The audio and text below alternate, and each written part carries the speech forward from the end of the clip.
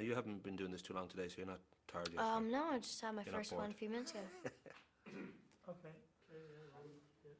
I know that you just turned, I think, 13 on February 10th, Yeah. and here you are in probably one of the coolest movies that's going to come out this year, and yet legally you can't see it because I think it's 16 here, 15 in the UK or in the US. Have you actually seen it? I have seen it because, it was the premiere, and of course I'm gonna go to the premiere. It was a lot of fun.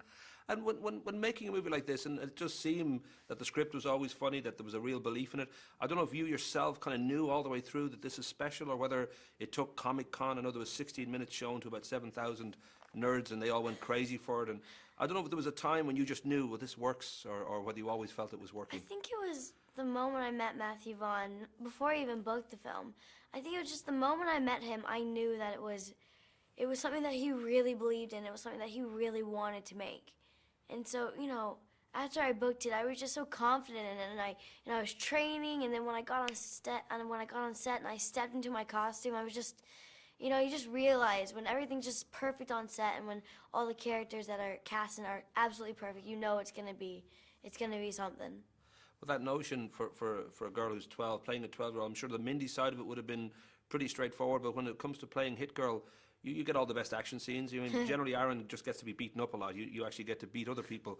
And was that side of it, I don't know whether that was a real kind of test of your strength, or whether there was just great kind of choreography that you could work this out pretty quickly. Or? It was definitely testing my physical and mental strength, because just having to push on, doing the action scene over and over and over after you've done it 10,000 times in the gym already. But you just put your heart and soul into it, and it was so challenging for me, and that's really why I was so attracted to the role, because it was so challenging, and it was such a breathtaking role. Just the way it pictures on screen, you can just see the dedication. I know the Scottish comic book writer Mark Miller, who did Wanted before this, he got in touch with Matthew a few years ago with this idea. Matthew loved it straight away. When they went to the studios with the script in America, 7 studios turned it down, and there was a kind of a sense of this may not be mainstream enough, this may not work on a mainstream audience. But I know when your mom got the script, she pretty much gave it to you straight away and said, you got to read this. I mean, did you feel it from the very first moment that you read it, that this is something special, or whether did it take any kind of effort to sell it to you? No, definitely. From the minute I read the first line of Hit Girl, just when they first get introduced where he shoots Mindy in the chest, you're just like,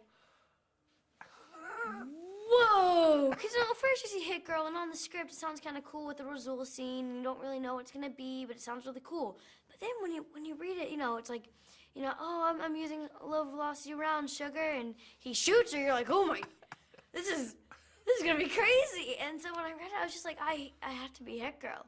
I mean, who wouldn't say that? It's such an amazing character. I assumed at the end of every day that somebody washed your mouth out with soap and water too. That notion that you had this ability to just deliver some wonderful lines that normally would be heard from somebody like Harvey Weinstein.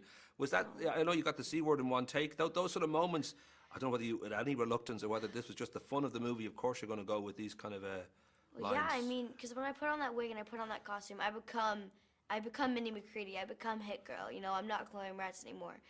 Moment I step on set, moment they say rolling, I'm in mode, and then the minute they say cut, I take off the wig and I'm back to Chloe, and that's just kind of how it is for me, when I'm in the mode, and I'm just going with it, and it just kind of comes. It is quite a leap from providing the voice of Darby and Winnie the Pooh, and you're the younger Penny and Bolt, and you've played sort of the younger sister in quite a few movies, and you've kind of risen up through the Guardian and Amityville Horror.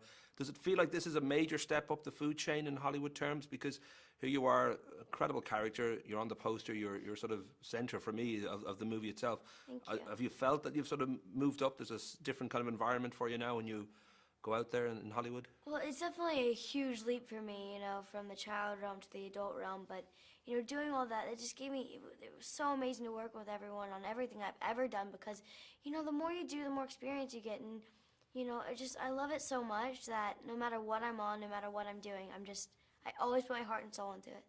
You're a busy woman. Diary of a Wimpy Kid just opened, and you're in that. That's open in the States and did very well. You've got Jack and the Beanstalk coming up, and I did that a while ago. When I was and Let Me younger. In, but they're coming out in the cinemas soon. I think Let Me In will be out as well this year, and there's also, you're doing a Peter Farrelly comedy, I think, with I did. some of the guys here, and yeah.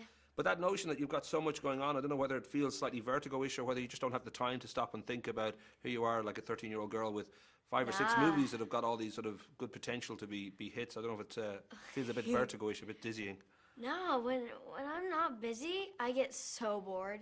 You don't even realize it. I'm sitting at home and I'm homeschooled. And so I'm sitting at home and I'm doing my homework and I'm like, Mom, I'm so bored right now. Because I just, I love being on set. I love being with other actors. I love doing what I love, you know?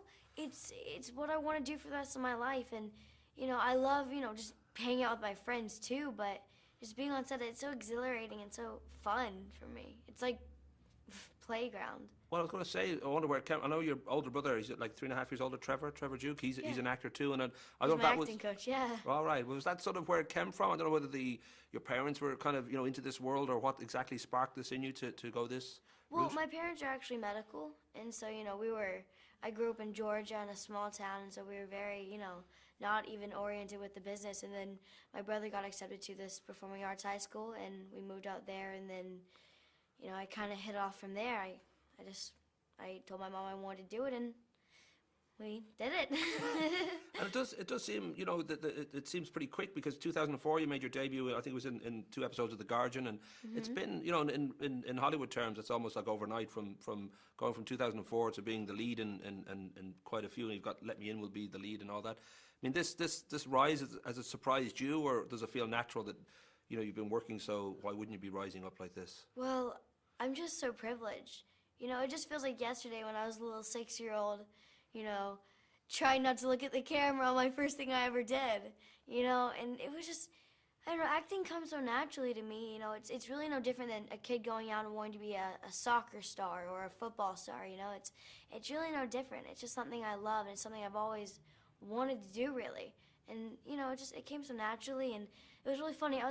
We started in New York, kind of, and, I was actually in New York about 2 weeks ago, and I was walking down the street with my brother, who's my acting coach, and I was holding his hand. We were walking down the street, and we're walking by our old apartment building, and I was holding his hand, and I was just like, Trev, do you realize that 7 years ago, we could only dream to be back here, meeting Martin Scorsese, doing what we love, and succeeding at it, and it's so amazing. I'm so blessed and so privileged. And, I owe it to my mom because, if she hadn't said yes to my brother going to PPAS, I don't know where I would be, I'd be a little, I don't know, I'd just be a regular 13-year-old. Well, you're doing a great job so far. So, yeah, Thank you. good luck with it. And thanks a million. Yeah, lovely to talk to you. Thank you. I was going to ask, actually, you prefer Chloe Grace as opposed to Chloe, right?